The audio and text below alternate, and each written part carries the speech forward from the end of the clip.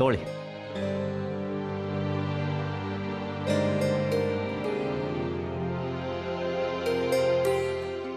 ಮಗಳು ಹೇಳಿದ ಮಾತು ಕೇಳಲ್ಲ ಅಂದ್ರಿ,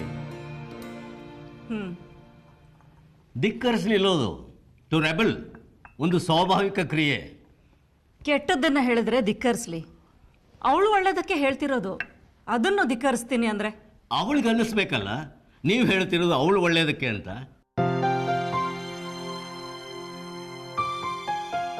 ಏನು ಸಮಸ್ಯೆ?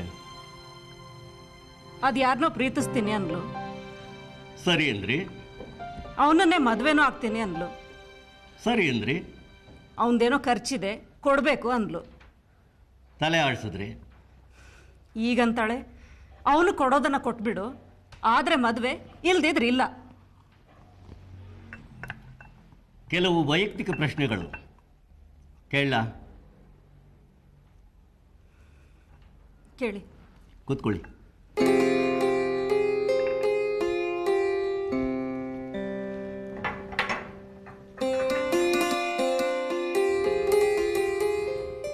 ನಿಮ್ಮದು ರಾಜಾರಾಯರದು ಪ್ರೇಮ ವಿವಾಹ ಹೌದಾ? ನೀವು ಸಮಾಜದ ಮೇಲ್ವರ್ಗದವರು, ಅವರು ತಂದೆ ಬಗ್ಗೆ ಗೊತ್ತಿಲ್ಲ, ತಾಯಿ ಇದ್ದರು. ಬಂಧು ಬಳಗ ಅಂದರೆ ಅವ್ರ ತಾಯಿ ಕಡೆನೇ. ತಾಯಿಯ ಜಾತಿ ವರ್ಗ ನಿಮ್ಮದಲ್ಲ ಅಲ್ಲ. ನೀವು ಬೆಳೆದ ಮನೆ ವಾತಾವರಣ ಹೇಗಿತ್ತು? ತುಂಬು ಸಂಸಾರ. It was A joint family. ಅಪ್ಪ ಅಮ್ಮ, ದೊಡ್ಡಪ್ಪ ದೊಡ್ಡಮ್ಮ, ಅಜ್ಜ ಅಜ್ಜಿ, ಒಂದು 30 ಜನ. ಇವರಿದ್ದಿದ್ದು ಒಂದು ಅನಾಥಾಲಯದಲ್ಲಿ. ಮನೆಯಲ್ಲಿ ನನ್ನ ಬಹಳಷ್ಟು ಪ್ರೀತಿಸ್ತಿದ್ರು. ಒಂದು ಪ್ರೊಟೆಕ್ಟೆಡ್ ಅಟ್ಮಾಸ್ಫಿಯರ್. ನನ್ನ ಅವಶ್ಯಕತೆಗಳನ್ನು ಕಷ್ಟಪಟ್ಟು ಪೂರೈಸಿ ಕಾಯೋರು. ಭೇಟಿಯಾಗಿದ್ದೆಲ್ಲಿ ರಾಜಾರಾಯರನ್ನ? ಇಬ್ಬರದು ಒಂದೇ ಕಾಲೇಜು. ಈತ ತುಂಬ ಆ್ಯಕ್ಟಿವ್, ಎಲ್ಲದರಲ್ಲೂ ಮುಂದು, ಒಳ್ಳೆ ಮಾತುಗಾರ. ಕುತೂಹಲಕ್ಕೆ ಪರಿಚಯ ಮಾಡಿಕೊಂಡಿದ್ದು ಪ್ರೇಮಕ್ಕೆ ತಿರುಗ್ತು ಅನಿಸುತ್ತೆ. ಐ ಡೋಂಟ್ ನೋ, ಗೊತ್ತಿಲ್ಲ. ಒಂದಷ್ಟು ಮಾತಾಡಿದ್ವಿ, ಒಂದಷ್ಟು ಸುತ್ತಾಡಿದ್ವಿ. ನಾನು ತುಂಬ ಚೆನ್ನಾಗಿ ಹಾಡ್ತಿದ್ದೆ, ಕೂತ್ ಕೇಳ್ತಿದ್ದ. ಯಾವತ್ತೋ ಅದ್ಯಾವುದೋ ಮಾಯದಲ್ಲಿ ತನ್ನ ಬದುಕಿನ ವಿವರಗಳನ್ನು ಬಿಚ್ಚಿಟ್ಟ. ಚಿಕ್ಕ ವಯಸ್ಸಿನಲ್ಲಿ ಅವನಮ್ಮ ಕೆಲಸ ಮಾಡ್ತಿದ್ದ ಅದು ಯಾವುದೋ ಫ್ಯಾಕ್ಟ್ರಿ ಓನರ್ ಮಗನ ಬಲೆಗೆ ಬಿದ್ದಿದ್ದು, ಅವನಿಂದ ಬಸರಾಗಿದ್ದು, ಅವನು ಫ್ಯಾಕ್ಟ್ರಿ ಮನೆ ಹತ್ರ ಇವ್ರ ಅಮ್ಮನ್ನ ಬಿಡದೇ ಇದ್ದಿದ್ದು, ನೆಂಟ್ರಿಷ್ಟ್ರು ಊರಿಂದಲೇ ಇವರನ್ನು ಓಡಿಸಿದ್ದು, ಅವನಮ್ಮ ಇನ್ಯಾವುದೋ ಫ್ಯಾಕ್ಟ್ರಿಲಿ ಕೆಲಸಕ್ಕೆ ಸೇರಿಕೊಂಡಿದ್ದು, ನಂತರ ಅನಾಥಾಲಯ. ಹೀಗೆ ಕತೆ ಕತೆಯಾಗಿ ಬಿಚ್ಚಿಟ್ಟ. ನಾನು ಯಾವುದೋ ಮಾಯದಲ್ಲಿ ಮೈಮರ್ತಿದ್ದೆ. ನನ್ನೋರೆಲ್ಲರನ್ನೂ ಧಿಕ್ಕರಿಸಿ ಮದುವೆ ಆದೆ. ಅನುಕಂಪದ ಅಲೆಯಲ್ಲಿ ಮುಳುಗಿದ್ರಿ. ಯಾರೂ ಇಲ್ಲ ಅನ್ನೋ ಭಾವ ಬೇಡ, ನಾನಿದ್ದೀನಿ ಅಂದರೆ ಮದುವೆ ಆದ್ರಿ. ಎಷ್ಟು ದಿನ ಆಯಿತು ಈ ಭಾವ? ಮದುವೆ ದಿನನೇ ಕಣ್ಣು ತುಂಬಿತ್ತು. ಬೇಕಿರಲಿಲ್ಲ ನನಗೆ ಅನಿಸಿತ್ತು. ಬೇರೆ ಚಾಯ್ಸ್ ಇರಲಿಲ್ಲ. ಬಹಳ ದೂರ ಬಂದಾಗಿತ್ತು. ಎಲ್ಲ ನೆಂಟರು ಬಂಧುಗಳು, ಸುಖದ ವಾತಾವರಣ ಎಲ್ಲವನ್ನೂ ಯಾವುದೋ ಒಂದು ಕ್ಷಣದ ಹುಚ್ಚಲ್ಲಿ ಕಳ್ಕೊಂಡೆ ಅನಿಸಿತಾ? ಅವಶ್ಯಕತೆ ಇರಲಿಲ್ಲ ಅನ್ನಿಸ್ತಾ? ಹುಂಬತನ ಪೆದ್ದಲ್ಲ ಅಂತ ಪ್ರಪಂಚಕ್ಕೆ ತೋರಿಸಬೇಕು. ನಿಮ್ಮ ಆಯ್ಕೆ ಉತ್ಕೃಷ್ಟ ಅಂತ ಸಾಧಿಸಬೇಕು. ಎಲ್ಲರಿಗಿಂತ ಚೆನ್ನಾಗಿ ಬದುಕಿದ್ದೀನಿ ಅಂತ ತೋರಿಸಬೇಕು. ಇದಕ್ಕೆ ವೃತ್ತಿ ಮತ್ತಷ್ಟು ಆಸ್ತಿ ಅಲ್ಲ? ಅವನ ಕುರುಹು, ಬದುಕಿನ ಒಂದು ತಪ್ಪು ಆಯ್ಕೆಯ ಕುರುಹು ಈ ಮಗಳು ಅನ್ಸುತ್ತಾ?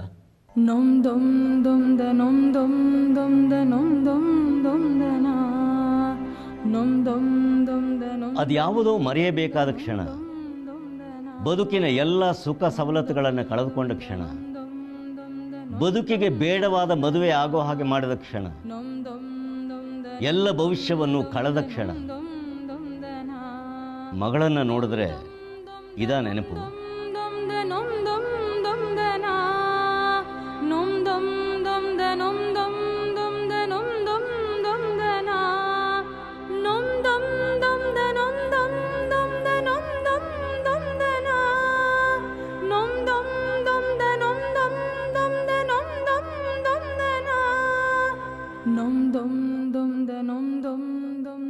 ಇಷ್ಟವಾಗದ ಮಕ್ಕಳು ಬೇಡವಾದ ಮಕ್ಕಳು. ನಮಗೆ ಇಷ್ಟವಾದದ್ದನ್ನು ಮಾಡು ಅಂದರೆ ಮಾಡುತ್ತವ? ನಾವು ಪ್ರೀತಿಸಿದ ಮಕ್ಕಳು ನಮ್ಮನ್ನು ಯಾಕೆ ಪ್ರೀತಿಸತ್ವೆ? ಕ್ರಿಯೆಗೆ ತಕ್ಕ ಪ್ರತಿಕ್ರಿಯೆ. ಸಮಸ್ಯೆ ಇರೋದು ನಿಮ್ಮಲ್ಲಿ, ಅವಳಲ್ಲ. ಎನಿವೆ, ಕರೆಸಿ ಮಾತಾಡ್ತೀನಿ. ನಿಮ್ಮದು ಮುಗಿದಿದೆ, ಆ ಮಗುದು ಈಗ ಶುರು.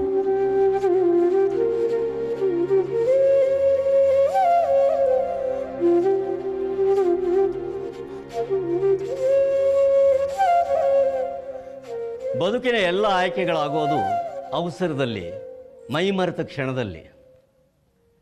ಆಯ್ಕೆ ಸರಿನಾ ತಪ್ಪ ಅಂತ ನಿರ್ಧಾರ ಆಗೋದು ನಂತರದ ಬದುಕಿನ ರೀತಿ ಮೇಲೆ. ಪ್ರೀತಿಸಿ ಬದುಕಿದರೆ ತೃಪ್ತಿ, ದ್ವೇಷಿಸಿದ್ರೆ ಅತೃಪ್ತಿ. ತೃಪ್ತಿಯಲ್ಲಿ ಎಲ್ಲವೂ ಬದುಕೆ, ಎಲ್ಲವೂ ಸುಖವೇ. ಬಿಟ್ಟು ಅತೃಪ್ತಿಯಲ್ಲಿ ಕೆದಕಿದ್ರೆ ಮೃಷ್ಟಾನ್ನನೂ ಹೊಲಸೆ. ಮಗಳು ಬರಲಿ, ಮಾತಾಡ್ತೀನಿ. ತನಧೀಂ ತನಧೀಂ ತಾಂ ತಧಿರನಾ.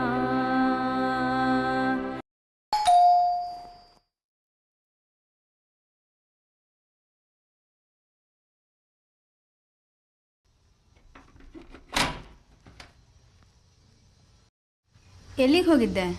ವಾಕಿಂಗು. ಗಂಟೆ 11 ಆಯ್ತು. ಲೈಬ್ರರಿಗೆ ಹೋಗಿದ್ದೆ, ಪೇಪರ್ ತಿರುವಾಕ್ ಬಂದೆ. ಸ್ನಾನ ಮುಗಿಸೇ ಹೋದೆ. ತಿಂಡಿ ತಿಂತೀಯಾ? ನಿಂದಾಯ್ತಾ? ನೀನು ಬರಲಿ ಅಂತ ಕಾಯ್ತಿದ್ದೆ. ಹಸಿವಿಲ್ಲ. ವಯಸ್ಸಾಯಿತು ನೋಡು, ಜೀರ್ಣಶಕ್ತಿ ಕಮ್ಮಿ. ಒಟ್ಟಿಗೆ ಊಟ ಮಾಡಿದ್ರೆ ಆಯಿತು.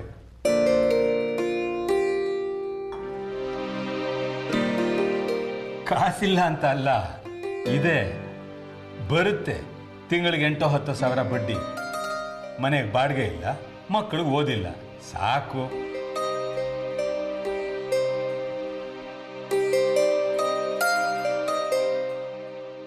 ಫೋನ್ ಇಲ್ವಾ? ಇಲ್ಲ. ಅಹಂಕಾರ ಹೆಂಗಸ್ಗೆ. 10 ಲಕ್ಷ ಕಾಂಪೆನ್ಸೇಷನ್ ಬರಬೇಕು. ಹೋದ ವಾರವೇ ಬರಬೇಕಿತ್ತು, ಕಳಿಸ್ದೆ ಕೂತಿದ್ದಾಳೆ. ಕಳೀಲಿ ವಾರ 10 ದಿನ, ಕಲಿಸ್ತೀನಿ ಬುದ್ಧಿನ. ಬ್ಯಾಂಕಲ್ಲಿ 9% ಇತ್ತು ಬಡ್ಡಿ, ಈಗ 8.5. ಇನ್ನೊಂದು ವಾರಕ್ಕೆ 7. ಹೇಳಿ ಟೈಮು ಕೊಟ್ಟಿದ್ದಿದ್ರೆ 9%ಗೆ ಇಟ್ಟಿರ್ತಿದ್ದೆ, ಈಗ 7. ಯಾರು ಕೊಡ್ತಾರೆ ಡಿಫರೆನ್ಸು? ಇವರಪ್ಪ ಕೊಡ್ತಾನಂತ? ಕರೀಲಿ, ಕಕ್ಕಿಸ್ತೀನಿ. 10 ಅಲ್ಲ 15 ಬೇಕು ಅಂತೀನಿ. ಬಡ್ಡಿ ಕಮ್ಮಿ ಆಗಿಲ್ವಾ ಮತ್ತೆ?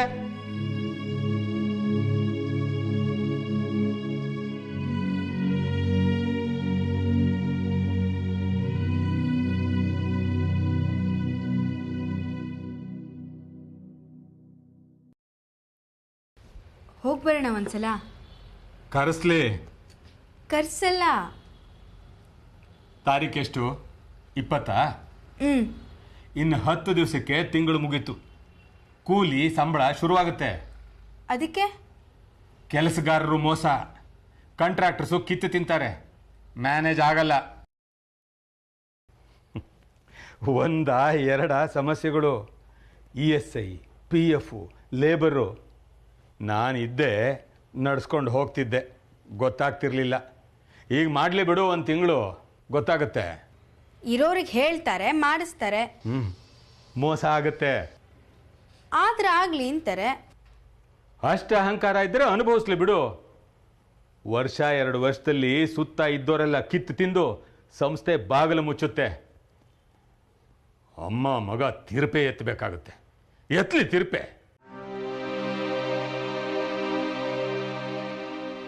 ಹೇಳ್ತೀನಿ ಕೇಳು, ಬಂದು ಕಾಲು ಹಿಡ್ಕೊಂಡ್ರು ಹೋಗಲ್ಲ.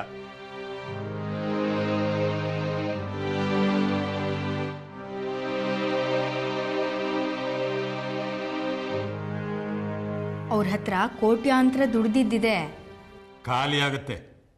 ಅದು ಖಾಲಿ ಆದ್ಮೇಲಲ್ವಾ ತಿರುಪೆ. ಕೂಡಿಟ್ಟ ಹಣ ಕುಡಿಕೆಯಲ್ಲಿ ಇದ್ದಷ್ಟು ದಿನವೇ ಚಂದ. ಜಿನಗೋಗಿ ಶುರುವಾದರೆ ರಾತ್ರಿ ತುಂಬಿದ್ದು ಹಗಲು ಖಾಲಿ. ಬೆಳೆ ಬೆಳೀತಿದ್ರೆ ಸಮೃದ್ಧಿ, ಅದು ನಿಲ್ಲಿಸಿ ಕಣಜಕ್ಕೆ ಕೈ ಹಾಕು, ಕ್ಷಾಮ ಶುರು. ಅಲ್ಲಿ ನಾಳೆ ಶುರುವಾಗತ್ತೆ, ಇಲ್ಲಿ ಏನಿಲ್ಲಿ ತಂದು ಹಾಕಿಲ್ವಾ? ಅಪ್ಪ ಅಭಿಮಾನದ ಮಾತಾಡ್ತಿದ್ಯಾ? ಕೇಳಕ್ಕೆ ಚೆನ್ನಾಗಿದೆ. ಹಸುಕೊಂಡು ಕೂತಿದ್ದೆ, ನೀ ಬರ್ದೆ ತಿನ್ನಬಾರ್ದು, ಕಾದೆ. ಬಂದೋನೆ ನೀನು ಬೇಡ ಅಂದೆ, ನಿನ್ ಬಿಟ್ಟು ಹ್ಯಾಕೆ ತಿನ್ನಲಿ? ನಿನಗೆ ವಯಸ್ಸಾಯಿತು, ಜೀರ್ಣ ಆಗಲ್ಲ. ನನಗೆ ವಯಸ್ಸು, ಸಂಕಟ ಆಗತ್ತೆ ಅಲ್ವಾ? ಅದು ಗೊತ್ತಿದ್ದು ಬೇಡ ಅಂತಿದ್ಯಾ?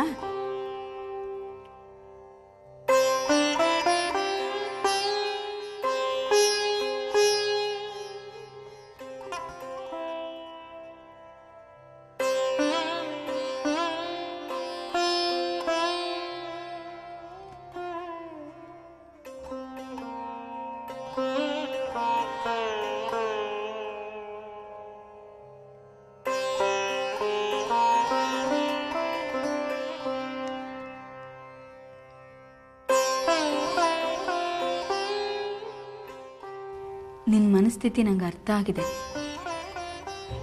ನೀನಿಲ್ಲದೆ ಸಂಸ್ಥೆ ನಡೆಯಲ್ಲ ಅಂದ್ಕೊಂಡಿದ್ದೆ, ನಡೆಯುತ್ತೆ, ಗೊತ್ತು ನಿನಗೆ. ರಘು ಕೈ ಕೊಟ್ಟ, ರಾಜಾರಾಯರು ತಾರಮ್ಮಯ್ಯ ಅಂದರು, ಅವಮಾನ ಆಗಿದೆ. ಇದೆಲ್ಲವುದನ್ನು ಮೀರಿ ಗೋವಿಂದರಾಯರೇ ಇವು ನನ್ನ ತಂದೆ ಸಮಾನ ಅಂತ ಹೆಜ್ಜೆ ಹೆಜ್ಜೆಗೂ ಹತ್ತಿಸ್ತಿದ್ದಿದ್ದ ಸುನಂದಮ್ಮ ನಂಬಿಸಿ ಮೋಸ ಮಾಡಿದರು. ವ್ಯವಹಾರದಲ್ಲಿ ನನ್ನ ಮೀರಿಸಿದವರಿಲ್ಲ ಅಂತ ಅಹಂಕಾರದಲ್ಲಿದ್ದೆ. ಮೋಸ ಆಗೋಯ್ತು ನೋಡು.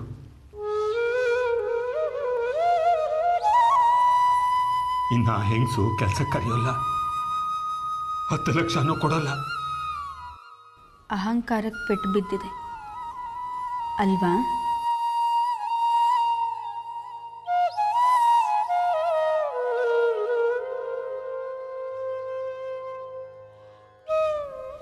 ನಾನಿಲ್ಲದೆ ಪ್ರಪಂಚ ಇಲ್ಲ, ಅದು ಅಹಂಕಾರ. ತಪ್ಪಲ್ವಾ? ಪ್ರಪಂಚ ಇಲ್ಲದೆ ನಾವಿಲ್ಲ. ಅವ್ರು ಕರೆಸ್ದೆ ನಾನು ಹೋಗಲ್ಲ ಅನ್ನೋ ಅಹಂಕಾರದಲ್ಲಿ ನೀನು ಕೂತ್ರೆ ಅವ್ರು ಕರೆಸೋದೇ ಇಲ್ಲಪ್ಪ.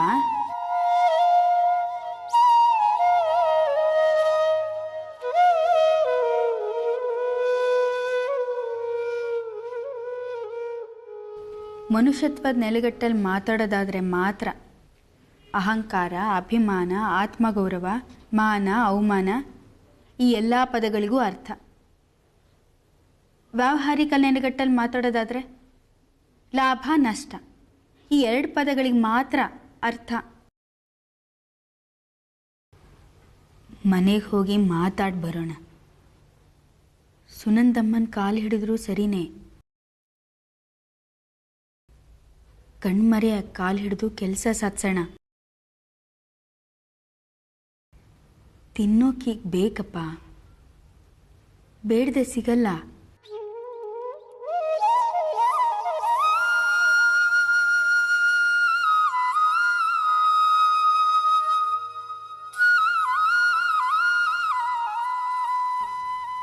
ಬೇಡದ್ವಿ ಅನ್ನೋದನ್ನು ಮುಚ್ಚಿಡೋದು, ಏನು ತಿಂತೀವಿ ಅದನ್ನು ಪ್ರದರ್ಶಿಸೋದು.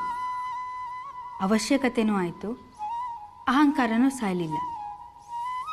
ಏನು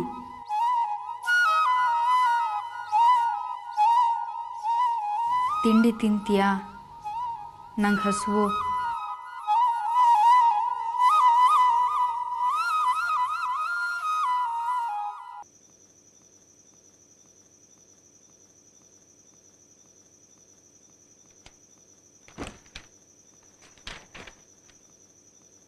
ಬ್ಯುಸಿನಾ? ಆಫೀಸ್ ಕೆಲಸದ ಹೊರೆ ಜಾಸ್ತಿ ಆಗ್ತಿದೆ. ಹೇಳಿ. ಮನೇಲೂ ಕೆಲಸ, ಆಫೀಸ್ನಲ್ಲೂ ಕೆಲಸ. ಆರೋಗ್ಯದ ಮೇಲೆ ಒತ್ತಡ ಆಗುತ್ತೆ. ಚಾಯ್ಸ್ ಇಲ್ವಲ್ಲ.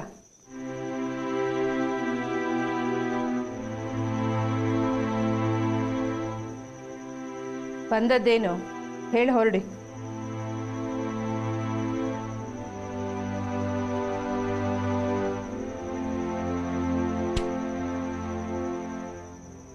ಗೊತ್ತು ನನಗೆ. ದಿನದಿಂದ ದಿನಕ್ಕೆ ನಿಮ್ಮ ಆರೋಗ್ಯ ಹದಗೆಡ್ತಾ ಇದೆ. ಕರ್ಕೊಂಡು ಹೋಗಬೇಕು, ಚೆಕಪ್ ಮಾಡಿಸ್ಬೇಕು, ಸಮಸ್ಯೆ ಏನಿದೆ ತಿಳ್ಕೋಬೇಕು, ಅದಕ್ಕೆ ಉತ್ತರ ಹುಡುಕಬೇಕು. ಖರ್ಚಾಗತ್ತೆ, ಹೊಂದಿಸಿ ನಿಮ್ಮನ್ನು ಉಳಿಸ್ಕೋಬೇಕು. ಅಷ್ಟೇ ತಾನೇ? ಪ್ರಯತ್ನ ಮಾಡ್ತೀನಿ. ಅದಲ್ಲ. ಮತ್ತೆ ಏನಿಲ್ಲ ಬಿಡು. ಹೇಳಿ ಹೋಗಿ. ಒಂದು ಅರ್ಥ ಆಗಿದೆ ನನಗೆ. ಮೂಗಿಗೆ ಕವಡೆ ಕಟ್ಟಿ ಎಷ್ಟೇ ದುಡಿದ್ರೂ ಗುನುಗುಗಳು ಇದ್ದೇ ಇರತ್ತೆ. ಮನೆ ವಿಷಯ ಅಂತ ಅಲ್ಲ, ಆಫೀಸ್ನು ಸೇರಿಸಿ ಹೇಳ್ತಾ ಇದ್ದೀನಿ. ಎಲ್ಲ ಆಡ್ಕೊಂಡು ನಗ್ತಾ ಇದ್ದಾರೆ. ಗೋಡೆ ಮೇಲೆ ಬರೆಯೋದೊಂದೇ ಬಾಕಿ. ತಪ್ಪೇನು ಹೇಳಿ? ಹೆಂಗಸು, ಪ್ರಾಮಾಣಿಕಳು, ಬುದ್ಧಿವಂತಲು, ಅಷ್ಟೇ. ಕೊಂದು ಬಿಡಿ.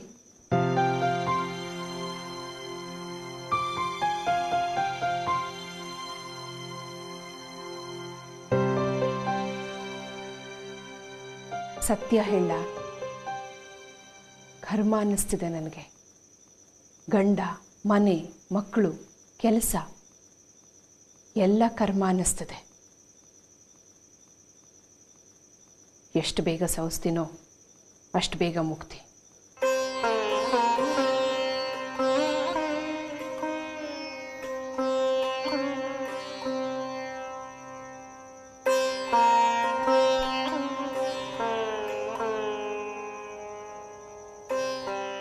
ಕೂತ್ಕೊಳ್ಳ. ತಲೆ ಕೆಟ್ಟಿದೆ ನನಗೆ. ಅದೇನಿದೆಯೋ ಹೇಳಿ ಹೊರಡಿ. ಒಂದು 5 ನಿಮಿಷ ಕೂತಿರ್ತೀನಿ.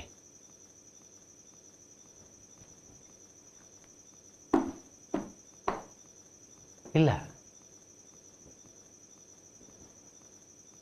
ನಿನ್ನ ಕೆಲಸ ನೀನು ನೋಡ್ಕೊ, ನಾನು ಹೊರಡ್ತೀನಿ.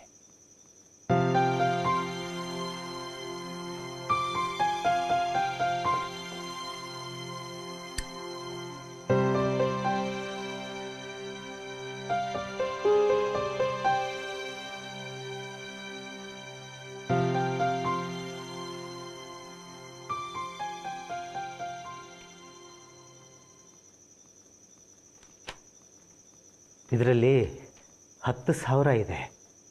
ಖರ್ಚಿರುತ್ತೆ ನಿನಗೆ. ತಗೋ.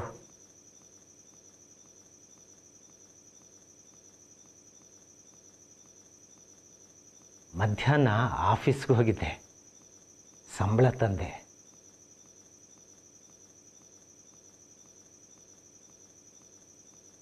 ಅದ್ಯಾಕೆ ಹಾಗೆ ನೋಡ್ತೀಯ? ಹೊಸ ಅವತಾರ ಅಂತನಾ? ಬೆಳಿಗ್ಗೆ ಹೇಳ್ದೆ ಪೌರೋಹಿತ್ಯಕ್ಕೆ ಹೋಗಿದ್ದೆ ನಾನು. ಮಕ್ಕಳಿದ್ರಿಗೆ ಖಂಡಿಸ್ತೀಯ ಅಂತ ಹೆದರಿದ್ದೆ. ಜಗಳಕ್ಕೆ ಸಿದ್ಧವಾಗಿದ್ದೆ ನಾನು. ನಂಜುಂಡ ಶುರು ಮಾಡ್ದ, ನಾನು ಮುಂದುವರಿಸಿದೆ. ನೀನು ಅವನ ಪರ ವಹಿಸ್ತೀಯ? ದಬಾಯಿಸಿ ಬಾಯಿ ಬಡಿಬೇಕು. ನಾಲಿಗೆ ಚುಮು ಚುಮು ಅಂತಿತ್ತು. ನೀನು ನಂಜುಂಡನ ಬಾಯಿ ಮುಚ್ಚಿಸಿ ನನ್ನ ಪರ ನಿಂತೆ. ಆನಂದವಾಯಿತು ನನಗೆ. ಒಂದು ಕ್ಷಣ ಮನಸ್ಸಿಗೆ ಬದುಕಿನಲ್ಲಿ ಮೊದಲನೇ ಸರ್ತಿ ನೀನು ನಿನ್ನ ಗಂಡ ಅಂತ ಒಪ್ಕೊಂಡು ಹಾಗಾಯ್ತು ನೋಡು.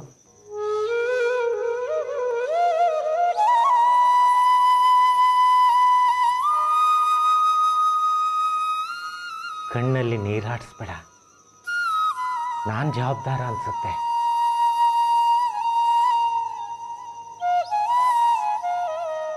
ನನ್ನ ಬದುಕಿನ ಕೀಳರಿಮೆಯಲ್ಲಿ ನಿನ್ನ ಕನಸುಗಳನ್ನು ಸುಟ್ಟಿದ್ದೀನಿ.